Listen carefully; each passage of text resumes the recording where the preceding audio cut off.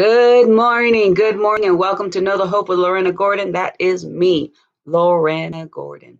And you know what? I'm just going to start off with welcome you. Guess what today is? Yes, it's Tuesday, but guess what else today is? Okay, yes, it's April 6th. But guess what else today is? It's the final chapter. Final chapter. We made it, y'all. We made it. We were in the book of Shoulder to Shoulder. Hey, what's the number one rule here? Don't look at my hair. Man, y'all probably don't know or understand this. And you know, my bangs, these aren't, I didn't purpose this. This is the new growth from the loss of my hair from the chemo pill. But these bangs are covering my good eyebrow. Ladies, I know it, I know that you know what I'm talking about. One works better than the other. This one's my good one. All right. So anyway, let's get started. I'm not going to worry about this. If it pops out, then it pops out. Sorry. But today is the last day. Yes, the last day of Shoulder to Shoulder. We've been on that book, and you know, I was trying to get it together to show you. I put it away. I'm so sorry, but it is our last day. Shoulder to Shoulder, chapter 10. It's an excellent book.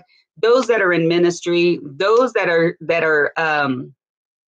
teaching or that have a class at your church, those of you who are pastors of a small church, a big church, a medium-sized church, an online church, whatever the case may be, and it doesn't matter the age of a person. That book should be taught to everyone. And I don't care about the age. I don't even care if you're new to church, which you should be learning this especially. And if you're seasoned, it's so good. The Shoulder to Shoulder has brought us a long ways. The other book that is essential is The Believer's Authority by Pastor Kenneth Hagin. That one was mind-blowing. So we learned a lot. We've learned a lot. But this is chapter 10. It is the final, and it's the big one. You thought the last part of chapter 9 was hard. It's not hard. This is the one where it's like a graduation type of thing. You've made it all the way to the end. Let's get started. We have lots to cover. But, you know, I'm just proud of you. For those of you who have joined in, who have decided to get your book, who have been teaching on the book, you can go back and have them follow along with, you can have them follow along on these videos. You can actually say, you know what, we're going to listen to these videos once a week or whatever the case may be, but read your book as part of the curriculum, you know, so that there would be just a better understanding. It's that important, y'all. All right. So anyway, as we are at the end of this study of this amazing book, I'm really thrilled about it. So again, it's Shoulder to Shoulder by Dan Reiland. Okay, right now let's reflect back of all the chapters that we've gone over. Okay, to see how much you take a personal reflection, how much you've grown, right?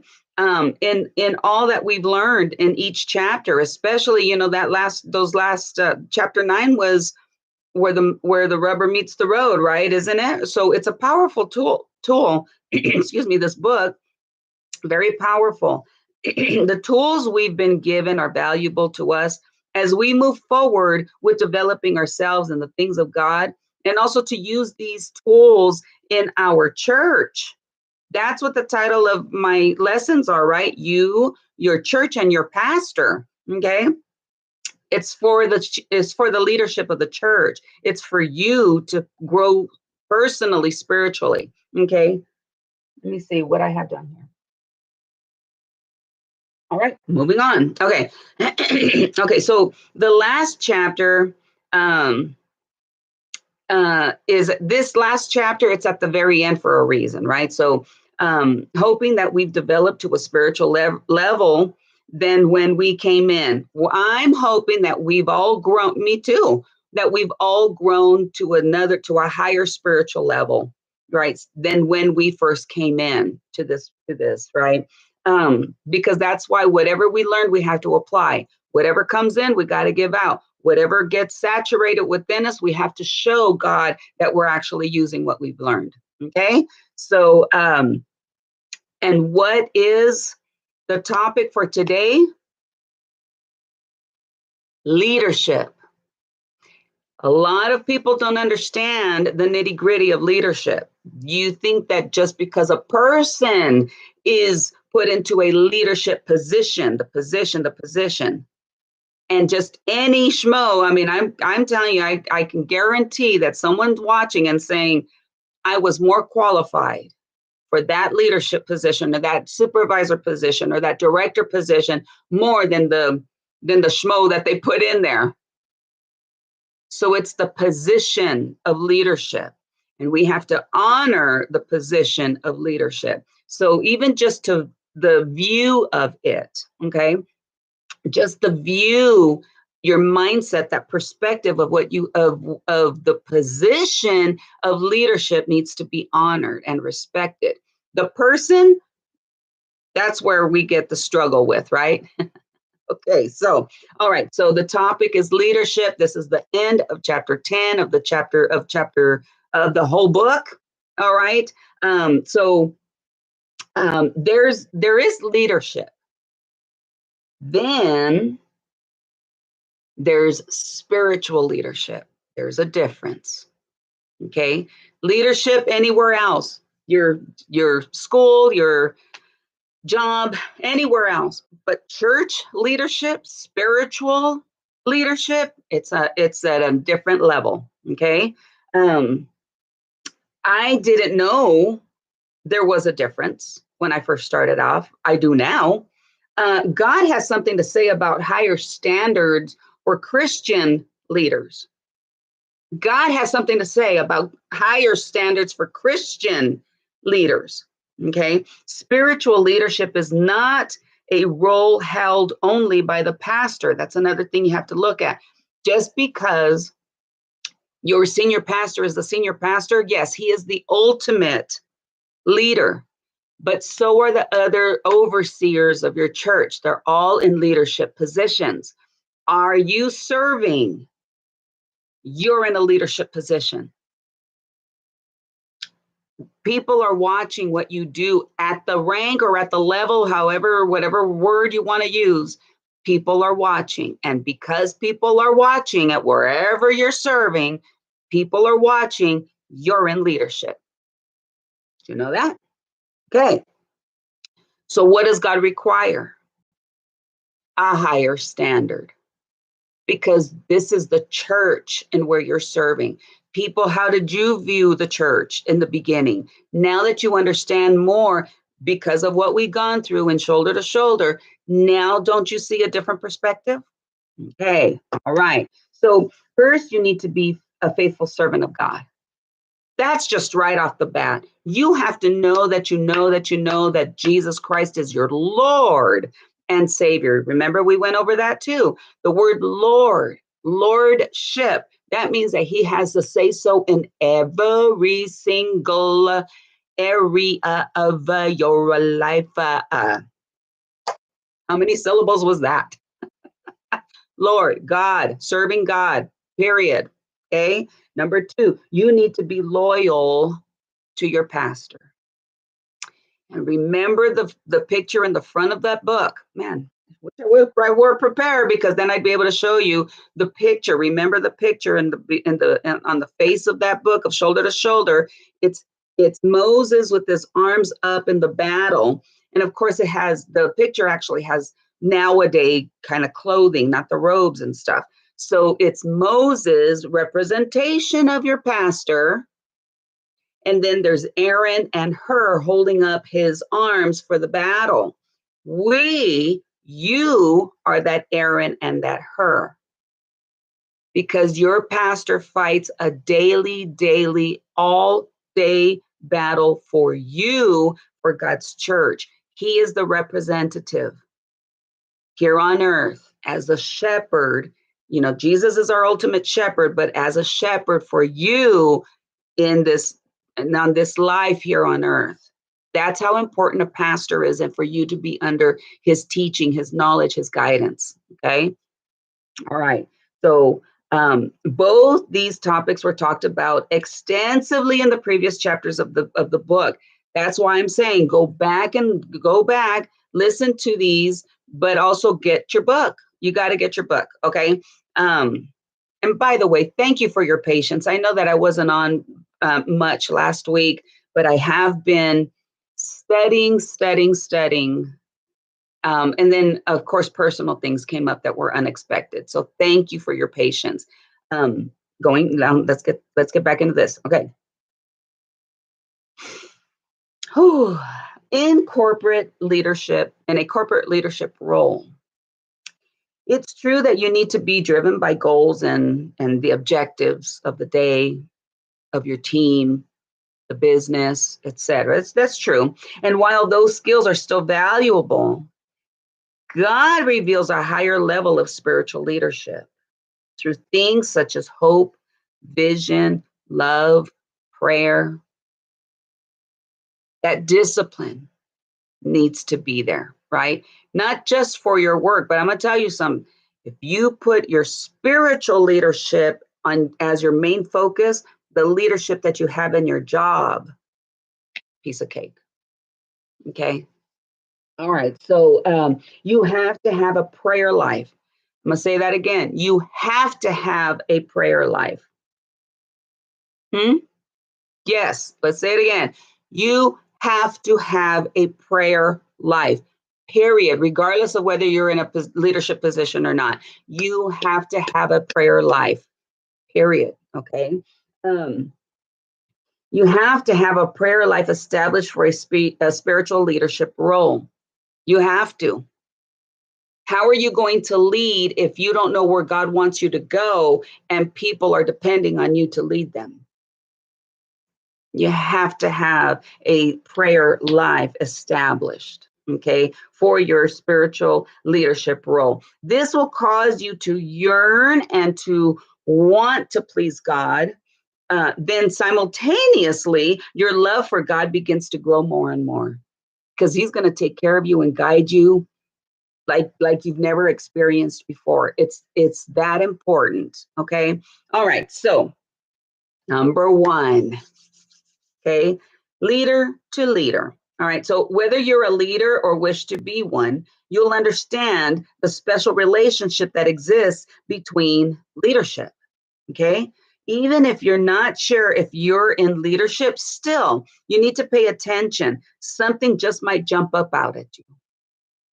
Always. That's always. If you're learning from a leader, you're learning how to be either a leader or just to apply those in your personal life. Simple, right? Okay, number two, there is a special chemistry, and I'm using that word only because I don't have a better one. There is a chemistry that exists between leadership, a special spark between them, a special magnetic field between leadership. Okay. The greater the leaders, the greater the chemistry. So when leadership gets together, the conversations are like, they're electrifying, right? The conversations have a constant stream of synergized ideas. It's just they bounce right off of each other, bounce, bounce, bounce, bounce, bounce, bounce, and they come. It's like a big brainstorming party for leaders, okay, in the church, right? So the leaders themselves seem to be sharpening each other. What does the Bible say in Proverbs? That iron sharpens iron, so should one brother sharpen the other, or sister, of course, right? Okay, so and that's all happening within the conversation. It's like a ping pong match. Like you're watching a tennis match. Ding, ding, ding. And the ball just goes back and forth, right? Leaders fuel each other. Yeah. They fuel each other. That fire crosses over to one another and they fuel each other. So there's a chemistry in that leadership. Number three, leaders understand each other. The leadership is not an elite club for only a chosen few. Get that out of your mind. It's not just a chosen club. Mm-mm.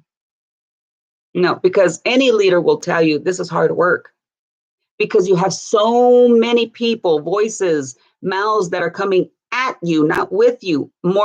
There's so many that come at you, and it's not easy. It's not easy to try to put out that fire, put out that fire, put out that fire. Remember, we talked about that in a previous chapter. So in one hand, you have a bucket of water, and the other one, you have a bucket of gasoline. Are you going to fuel that fire that's been started in the church of gossip or slander or anything? Are you going to fuel it with gasoline to erupt it more? Or are you going to come out and put out that fire? That's what leadership does, putting it out with your water. That's what leadership does. Okay, so leaders fuel each other. They help each other out. They understand the ins and the outs. Okay. Number 3, leaders understand each other. Okay. Yes, I'm sorry. The leadership is not an elite club for only a chosen few. On the contrary, leadership can be learned and developed to be taught and given by how? By example to others and for others. To others and for others. So leadership, like I said, people are watching. People are watching. Always. They may not say anything, but people are watching. Believe that. Okay. Number 4. So number 4 is broken down into 2 parts. Number 4, act with courage and integrity. Those are the 2. Okay. So solid character is the foundation of leadership. Do we fail? Yes. Is it difficult? Yes. Is it building you up as you go along? Yes. All right. So just because there was a fail here or a fail there doesn't mean that's it. I'm out of leadership. I'm never going to be of God's use. That's not true. These are all learning steps. Okay. All right. So courage and integrity are at the core of character. So write that down. You need courage and you need integrity. And then I'm going to give you a few more. So these are all part of leadership. Okay. They are the first 2 building blocks all leaders must possess. Okay. So then they do go hand in hand, courage and integrity. So let's talk about courage. Courage is not a commonly possessed trait. Not everybody has courage, but you can just do things even if you're afraid. And what is that? Oh, that's courage. Oh, okay, I get it now. You see? You're just doing it, even if you're doing it kind of scared or afraid but you're doing it. That's courage. Okay. All right. So courage is let me see. Hold on just a minute. Everyone migrates toward a courageous leader. Yeah, true. Absolutely true. I can attest for that. Yes. Yeah. Everyone migrates to a courageous leader. Would you migrate to a cowardly leader that doesn't want to do anything? That's between them and God, but would you migrate to someone that way? That always talks bad about people, doesn't want to, it's me, and I'm the one, I'm the boss, and I'm this, and I'm that, and then they don't want to help you or do anything with you. That's not a leader. That's a dictatorship. We don't want that. Okay. So courage in the church equals courage in the church. That should equal stand up for what you speak up about. Stand up for what you speak up about. That's courage in the church. Okay. I'm not telling you about starting ruckus. You're out of order if that's the issue. You're out of order if you start gossip. You're out of order if you start division. I'm talking about what you speak up for. Unity, Jesus Christ on the cross. When you're talking about communion, when you're talking about prayer, when you're talking about the youth leadership, when you're talking about the elderly, when you're talking about in good ways to promote, to help, to encourage, to rise, you need to stand up, right? Stand up for what you speak up about. That's the courage that we're talking about, okay?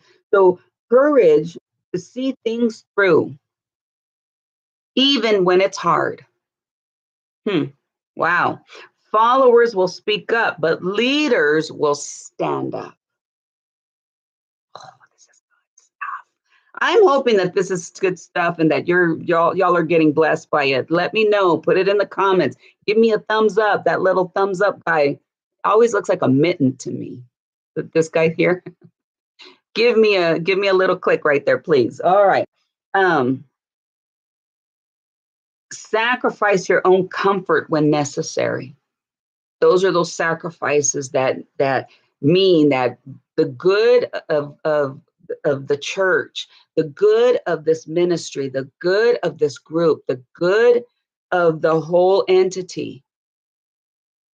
It just might mean that you need to sacrifice something personal, something of yourself. But for what? For the better. Okay. Sacrifice your own comfort when necessary. So this is a quote from Winston Churchill, and he said this: "This is no time for ease and comfort. It is time to dare and endure." Wow, that's pretty good. Okay, there are times when a leader is called upon to set the pace by stepping out of his or her comfort zone in a way that may result in personal sacrifice. So be ready. It may not be something that you want or like or whatever, but you know what? You're called for leadership and God has asked you to do something. Can He trust you to do it? Mm, okay. Leaders must be willing to sacrifice their popularity, even when something's not popular. Okay. So you can't be worried about what others think, because if you know that you know that you know what God has called you to do, you put your trust in Him for the results. And let me tell you something, every decision that you make, not everyone is going to be happy. Sometimes your leader is going to make a decision that's not going to be in your favor. Then that same leader is going to have to make another decision, and then guess what? Now that's in your favor, but now the ones that it wasn't in their favor before and was in their favor, it's vice versa now. But you got to stick with it. You as a leader also, you need to stick with it. It's not because of a popularity contest. It's what God that you know, what God has called you to do, the decision that God has called you to make, because it's for the overall good. And in that overall circle, not every single person is going to be pleased. We talked about that in like the first early chapters of the book. Okay. All right. Let's move on here. Let's see. Take risks. I understand that that's not part of the comfort zone. You know that if I do, then what's going to happen? But if you know that that's what God has called you to do, or that you know that that's somewhat of the direction God has called you to, take that risk. It's okay. God can always fix things later. But if you have it prayed up, going to God for direction, etc., then take the risk. That'll be okay. Leaders take risks. That's what leaders do, always. It's a non-negotiable part of leadership territory. It's non-negotiable. Don't take any risks. Are you kidding? Then Jesus wouldn't really have a good ministry at all when He was on the earth. He was always taking risks, knowing that people were going to spit on Him and call Him a liar and who knows what, but He had to take that risk, right? Okay. Your pastor takes risks in order to lead your church in a path of growth. So your pastor has something else in mind. Yeah. Okay. So your pastor needs your support as a leader to shoulder. Okay, hold on. Listen to this now. Your pastor needs your support as a leader to shoulder the risks with him. Y'all are standing arm in arm, shoulder to shoulder. You're standing together. Satan, you cannot break through here. And pastor is going to make a decision, and we're all going to stand with him shoulder to shoulder. It's like that Red Rover, and everybody's arms were linked. Remember that? Red Rover, send Pastor Gary right over. And he would come running, and he couldn't break through. Boom, fall on the floor because you were shoulder to shoulder, link to link, elbows to elbows. The police do that all the time, for barricades, right? To getting mobs in control. Okay, so what makes you think it's different in the church? It's actually more important in the church. So you shoulder with your pastor because of the risks that he's taking. He needs to know as a quarterback that his front linemen are not going to let the opposing enemy come at him when he's going to throw the risk ball out. Got it? Football analogy? Got it? Okay, here we go. All right, so let's see. Whew, is this good? All right, let me know if it's good. You can help and participate in these risks. Whatever the pastor asks you to do, as far as that's concerned, any decision that's made, offer, Pastor, what do you need from me? I know that you said this and that and the other, the decision that you made, what do you need me to do? I'll do it. Don't worry about it. I will do it. And then you follow through, you do it, okay? The greater the number of leaders owning a share of the responsibility, the greater the risk that can be taken. So you see, if you're partnering with him, if pastor only has one partner, that's kind of risky. But if you partner with your pastor and then you partner with your pastor and then you partner with your pastor and then pretty soon he's got 20, 30, 50, 150 people that are shouldering with him, he's going to risk more to get more people into the kingdom, to get more people for evangelism, it's all about God's kingdom, remember? Okay, so the greater the risk that can be taken. And what does that mean? That means more potential for God to work, for God to move, for God to send people, for God to open up new ministries that are based out of your church.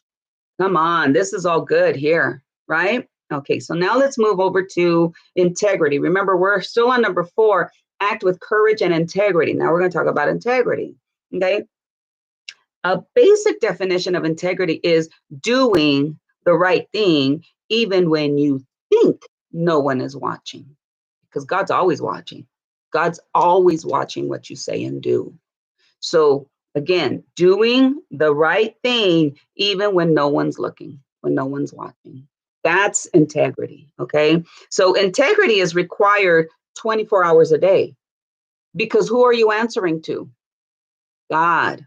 Audience of one, O and E, right? Capital O and E. Your audience is of one, God, okay? So your character stands alone under God's watchful eye.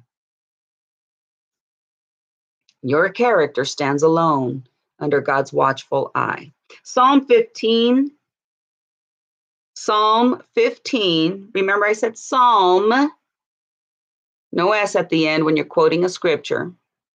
The book of Psalms is Psalms, the book of Psalms, but when you call it out as an individual chapter, it's singular, okay? So singular. So Psalm 15, verses 2 and 3. He who walks with integrity and strength of character and works righteousness and speaks and holds truth in his heart. He does not slander with his tongue. That means mouth, gossiping, slandering, right? Nor does evil to his neighbor. Even if they did you wrong, you do not do no evil back, okay? Nor takes up a reproach against his friend. Oh yeah, screwing over your friend. Forgive the term, but that's how we know it, right? Okay, it's not, it's just, you just don't do those things. That's your integrity that's talking. Your integrity should be the one that's making up your decision to rebel and go against and revenge and all that stuff. Your integrity is at stake there. Okay. So anyway, okay, so here's your integrity checklist. Here's a checklist. Do you maintain integrity with people in general? That one that cut you off, the clerk at the groceries, that's just not her day, or she's thinking about her sick baby at home, or that he's got a final that's coming and he's at work instead of studying. They make a mistake. People will always make mistakes, people that you don't know, people that you do know, people that are just acquaintances, people that are in your immediate family. Are you holding your integrity with people in general? Do you maintain integrity with your priorities? God first, family second, church third, and everything else after all that. Do you maintain integrity with your pocketbook, with your budget, with that checkbook, debit card, credit card, credit card, we no likey, get rid of them, pay the balance, get rid of them, have one, maybe two. Are you keeping your integrity with that? Shopping just to shop because you had extra money? That's not shopping. That either goes to another bill or goes to your savings or into your emergency savings or to giving. Okay, just checking. You maintain integrity with your spouse, hiding things from him, hiding things from her, not expressing, not communicating, no date night, being grumpy, mean as a snake to each other, keeping your integrity with that. Okay. You maintain professional integrity. Are you going above and beyond? You should be. You're a leader. That's your integrity. God's always watching. His watchful eye is always over what you say and even what you think. God knows. All right. Spiritual leadership requires godly integrity. Number 5, focus on your pastor's strengths. Okay. So we all have strengths. We all have weaknesses. In leadership, all leaders both are magnifying. In leaders, both strengths and weaknesses are magnified. Okay, they're big. They're big. They're made to be big, magnified, bigger, right? Okay, so support your pastor's strengths. Got to support his strengths. Keep him going. Keep him motivated. And I say him, but I know that there are leaders of the church that are female too. Just bear with the word him. Just know that I mean both males and females, okay? All right. Support your pastor's strengths. One of the worst things to do is to attempt converting your pastor to a skill that just isn't natural to him. You can't beat them over the head with something that it doesn't come natural. He is an individual just like you and me. He's got strengths that you know nothing about. You have strengths that he knows nothing about because God gave those to you, not to him, to you. But just because he's a pastor, don't expect him to know your strengths, how to work your strengths. Those strengths were meant for you to work, not your pastor. So that, therefore, he has weaknesses. Let that be. God didn't call him for that. Maybe God called you for that part of that needs to be addressed in that weakness that he is unable to. God didn't give it to him. It's not a fault. The weaknesses that you have, it's not a fault. God just didn't give you those. That's meant for someone else. Someone else, your weakness is someone else's strength, big strength.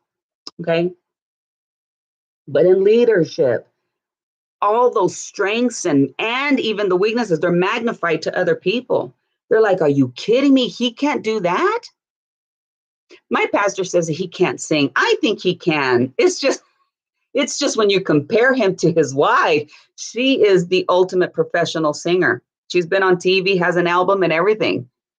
So when you compare, of course, he doesn't measure up. No one measures up to First Lady. Magnificent, godly, God-given gift, talent, beautiful. It's at its highest level, I think. It's just gorgeous, gorgeous. Pastor used to sing in choir, as his mama told me. And Sunday, he started singing like song after song after song. And he goofs around and stuff. And I'm just thinking, it's not that bad. Just a little bit of tweak here and there. It's not that bad. But did God call him for singing? No. Did he call his wife, First Lady, to sing? Yes. Yes. But see, when people think, God called me to sing, and then and it's like, no, you can't carry a note. You're dragging it. There's a big difference. You see that? But people will see, people are watching, like I said, and they're like, oh no, you should not be a singer. And then all of a sudden it's like, they're the worst singer ever. And I've never heard such a thing. And my ears are breaking. It's like sticking a hot poker in my ear. You got to stop it. They magnify it. The weakness, they'll magnify it. Don't listen to any of that stuff. You do the strengths that you have. Do the strengths. The weaknesses are not meant for you to try to develop and try to just, it's okay. It's okay. Remember that about gifts and talents and all that? That's in this book too. I said it a few recordings ago. It's okay. And then people are going to say, man, that girl can teach. Ooh, that guy can preach. Man, he can preach. That's a gift right there. It's magnified, magnified, magnified. And you're thinking, you yourself, that compliment that it went to, that's all I do. I know how to teach. And they're like, no, but you're the best teacher ever. See how they magnified it? That's okay. But people will do that. That's human nature. We do that. Okay. But you have to keep that in mind. Keep that in mind. If you're a leader, keep that in mind.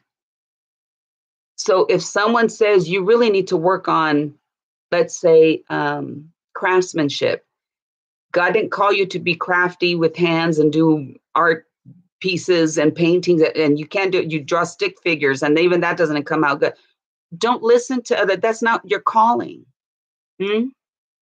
So then why should we expect our pastor to do something that's his weakness? Let that be. All right. So we do have to focus on his strengths.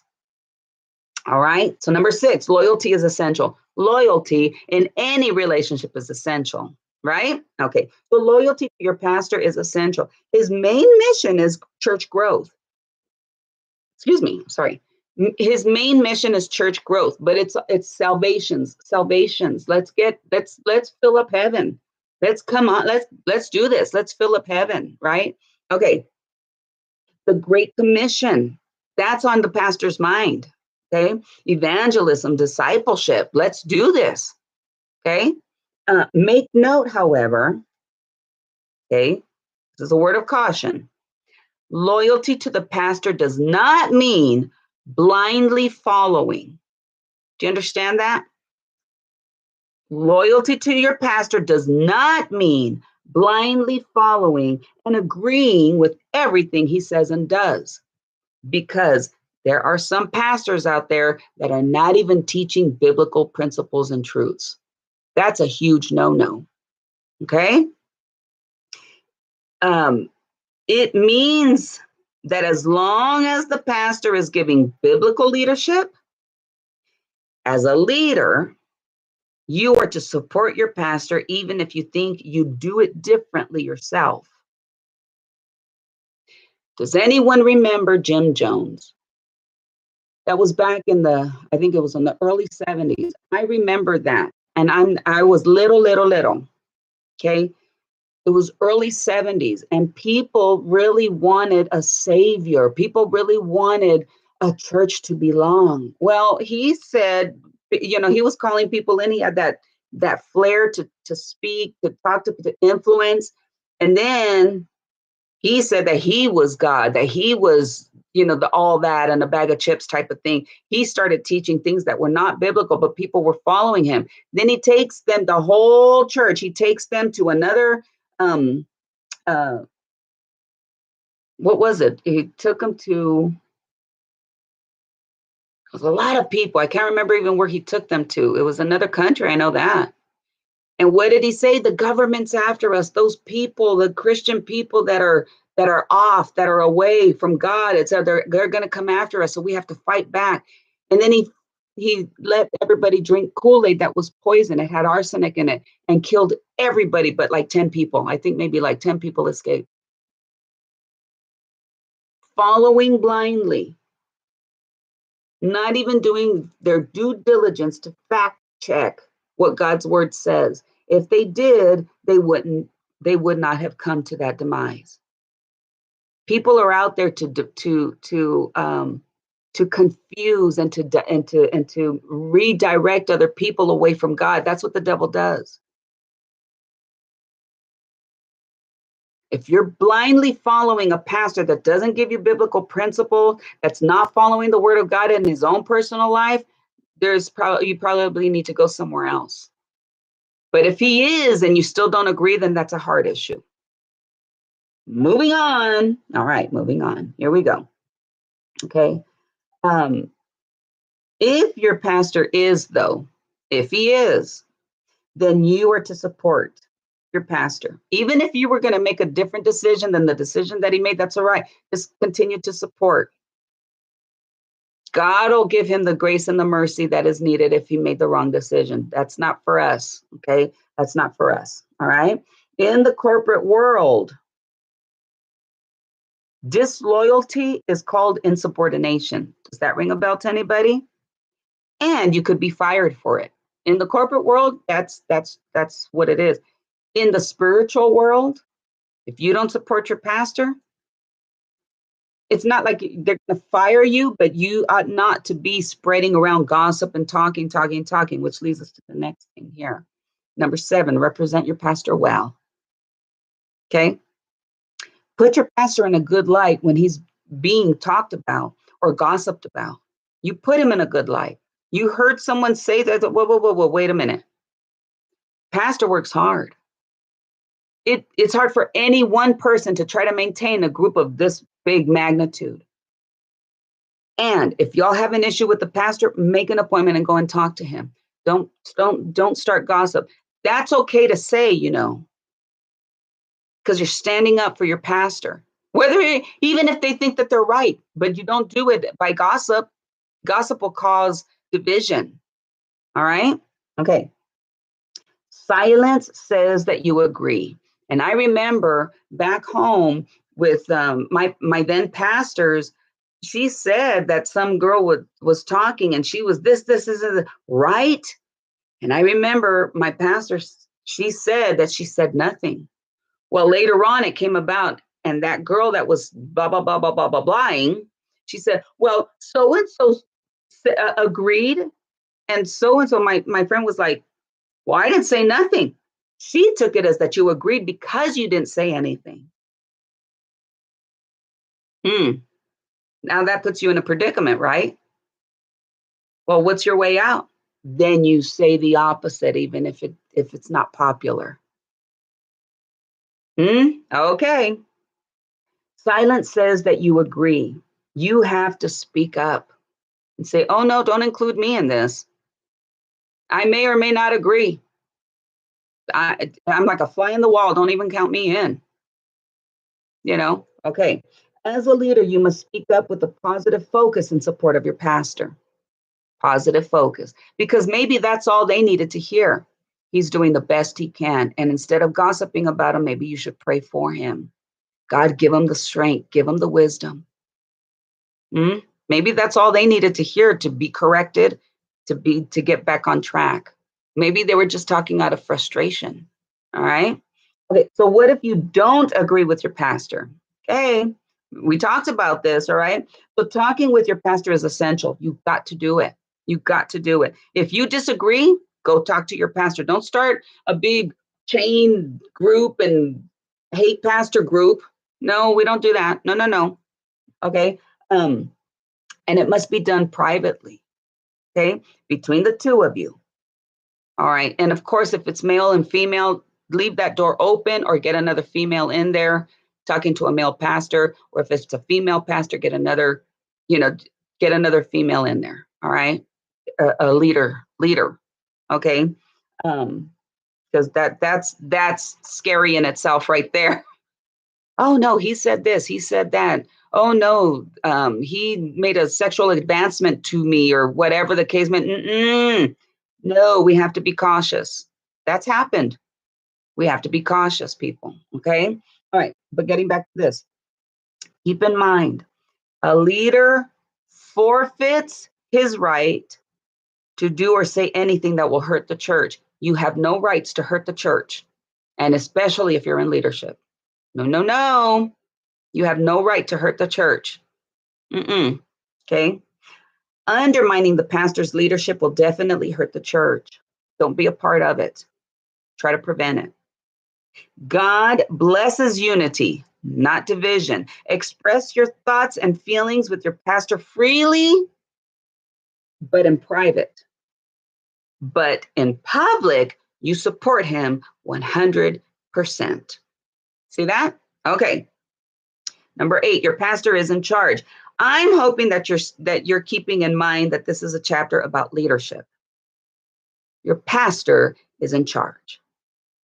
Okay? All right. So the previous chapter and this chapter is literally where the rubber meets the road, right? Okay. Okay. So there should never be power plays against your pastor. Never. Don't do that. Okay. God called the pastor, not the leaders, in the place of authority over that assigned church. The church is assigned to your pastor. Okay. The authority your pastor has was given by God, and your church is a heavy load of servanthood by the pastor. That's a heavy load that your pastor has to carry, and he does it willingly. Okay. A cross you may not want to carry. You may not want that. You have no idea what it's like to run a church. I know a lot about it, but I've never done it by myself. I don't have a church. God's not assigned me a church to be the leader, the senior pastor. No. That's heavy duty stuff right there, y'all. Let's move on. Number 9, the relationship is based on mutual trust and respect. So now here we're going to talk about, put it on your list. Now we're going to talk about trust and respect, okay? So both trust and respect go hand in hand in a leader-to-leader relationship. If either is missing, there will be weaknesses and instability. And isn't that the truth with just anything? Your spouse, your mother-daughter, your mother-son, your father-daughter, father-son relationship, parents with the kids, even at work, there's got to be some trust and respect there. Okay? So let's talk about trust. There are 3 components to trust. Under the topic of trust, there are 3 components: risk, honesty, and expectation. Okay? So risk. Anytime you trust someone, you risk the success or failure of that trust. Okay? But that's a risk, and I'm willing to take those risks, right? I'm willing to. Okay? You are personally at risk because of the hurt sustained when the trust is broken. That will happen. If trust is broken, then you're hurting. It's painful. And who's the one to carry that? God. You got to forgive them, and then now you deal with all the hurt and the pain and the betrayal or whatever it is. You take that to God. You take that to God.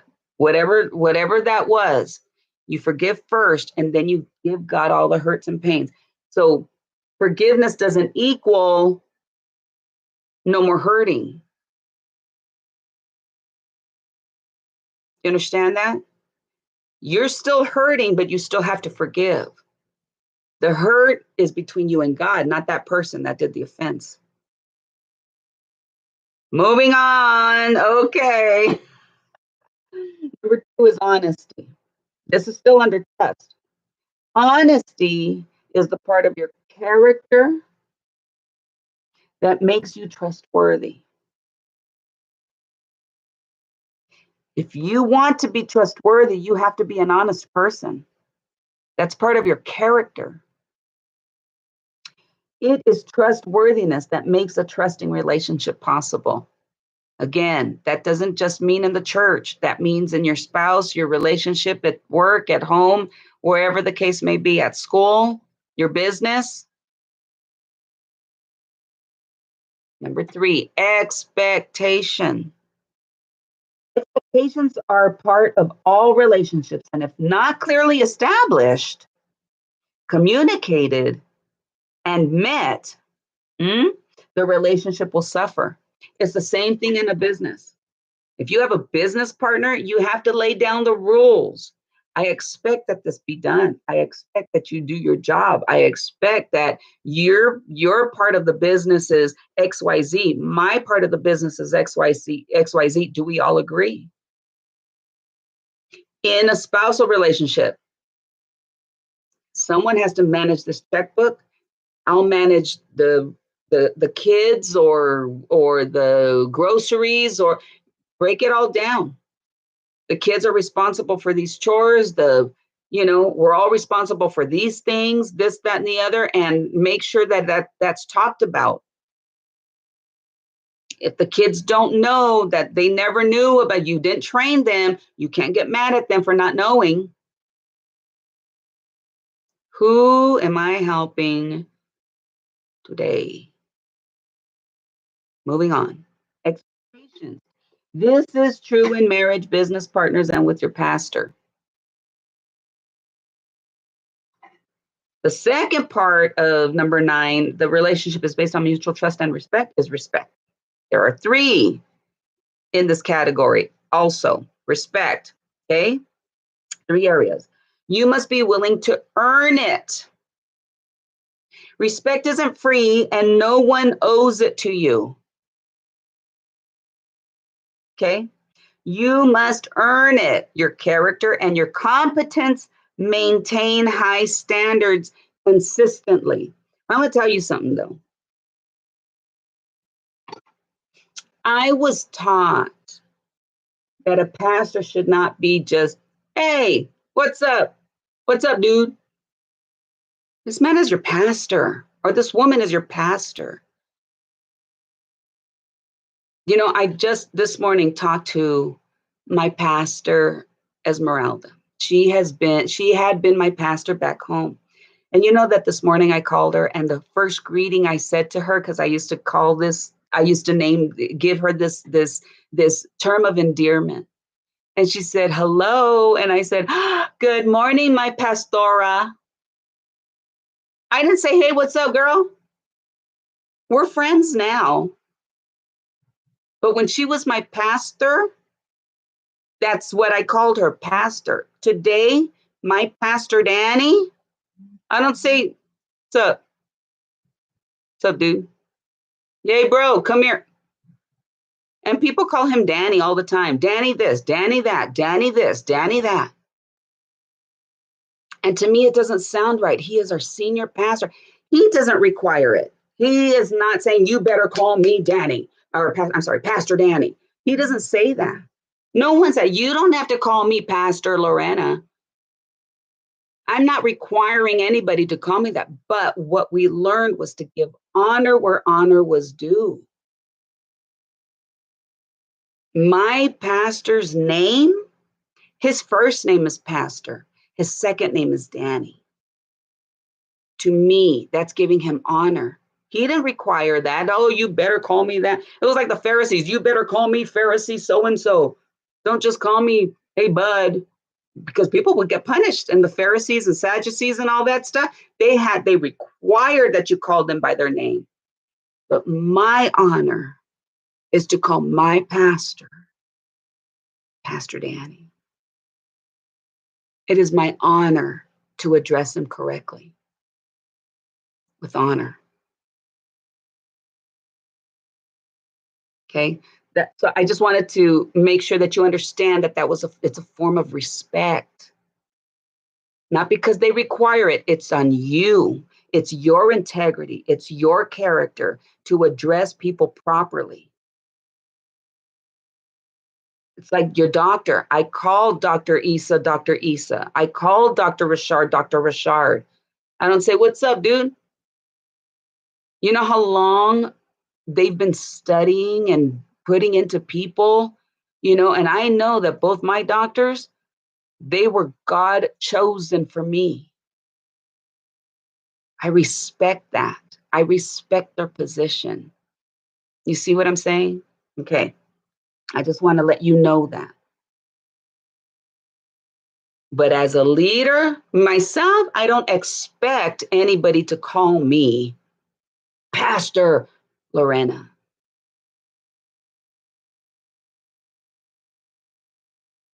I do that out of respect for the person that God has ordained over me. Hmm? Okay. I just wanted to make that clear. Okay.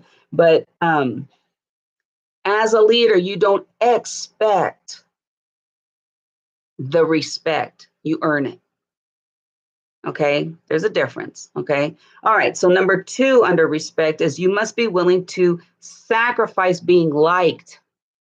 Not everyone's going to like you. You know, there are some certain well known evangelists that are on TV, they're everywhere. They've made books, they made this and that and the other.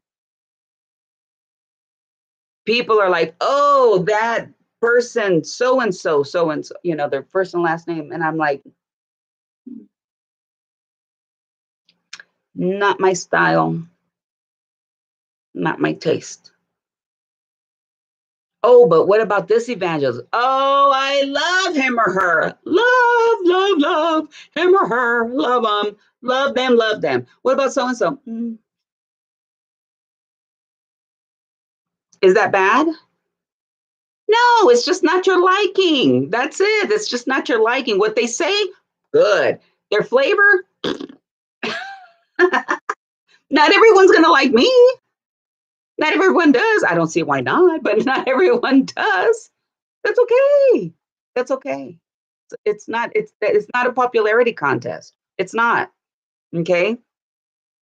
You must be willing to sacrifice being liked. Okay, but let me expand on this, okay? Being respected and liked is certainly the preferred choice of any leader. I would love to be respected. I would love to be liked. Is it possible? Sure. Is it always going to happen? Nope. Hmm? Okay.